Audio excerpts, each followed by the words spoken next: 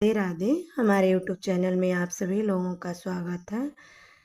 छठ गीत प्रस्तुत करने जा रहे हैं। कैसा लगा कमेंट करके बताइएगा। लाइक शेयर सब्सक्राइब पूरा वीडियो देखिएगा, अपना सपोर्ट बनाए रखिएगा, ज़्यादा से ज़्यादा शेयर करिएगा। बरह बारिश मरिया पापा मोरे रचेल बेवा, पापा मोरे रचेल बेवा।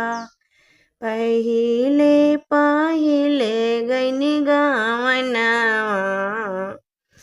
ससुर के बझिनी के नाम, ससुर के बझिनी के नाम। केतनो तो कबू ससु बझिनिया, केतनो तो कबू ससु बझिनिया।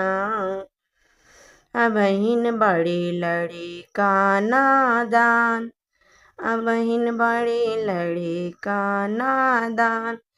बरह बारिश के मरिया, चाचा मोरे रचेल बीवा, चाचा मोरे रचेल बीवा।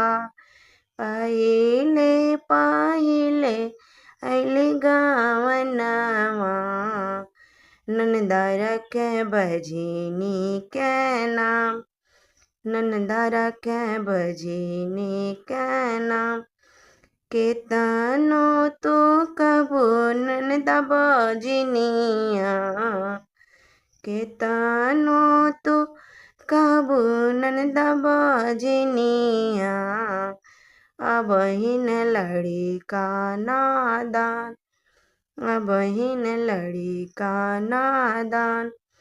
बरह बारिश के मरिया, भैया मोरे रचेल बीवा। पहिले पहिले अइली गावनवा, जठनी रखे बझिनी के नाम, जठनी रखे बझिनी के नाम।